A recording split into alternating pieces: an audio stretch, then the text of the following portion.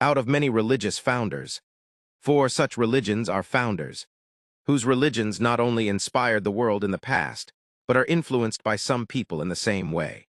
They are Buddha, Jesus Masih, Mohammed, and Krishna. For the personality of these 4, and for the propagation of his religion, compared to the Buddha adopted on one side and on the other hand with everyone else, there is a revelation of some variations that are not insignificant.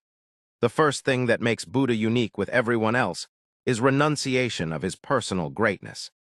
In the entire book of the Bible, Jesus Masih has insisted that he is a real God, and those who want to enter the kingdom of God, all their efforts will fail if they did not accept Jesus Masih as God.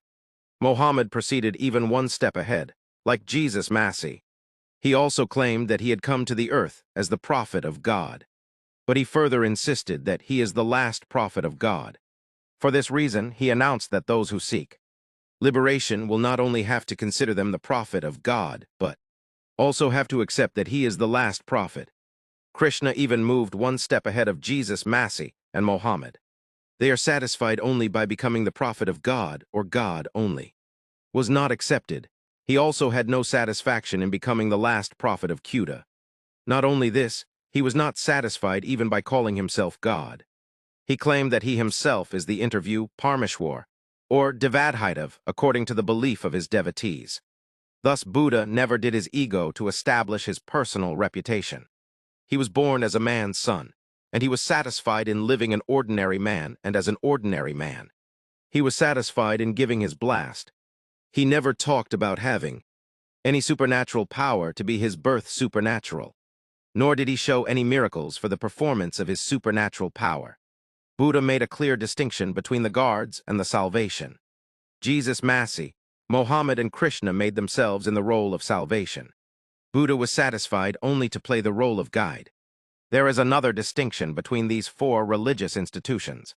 Both Jesus Masih and DHAMMA have also claimed that their education is not going to prove to be a lie and hence is beyond any doubt. Krishna had declared himself Devadhitav. Therefore, the education he gave was real and final by being a goddess and appearing from the direct God, and there was no question of her ejaculation or lies. The Buddha has not made any claim to not be proved or a lie for his education. Addressing Anand in Mahaparinibbanasutta, he has told that his Dhamma is logical and based on experience, and their followers should consider this education to be correct and accepted only because she has received from them, Buddha. If this education is rational and based on experience, if it does not apply at any time and in a particular situation, then they followers can improve it. Either can also renounce non-lagu education. They wanted that the dead burden of the past should not be loaded. He wanted his Dhamma to be evergreen and all the time was useful. That was why he had given his followers freedom to cut his education in his education. No other religious founder has shown the courage to do so. He was afraid of giving such freedom.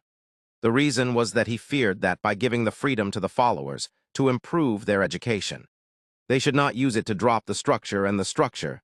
Buddha had no such fear. He had full faith in the foundation of his education. He knew well that even the fierce idol would not be able to destroy the inner part of his Dhamma.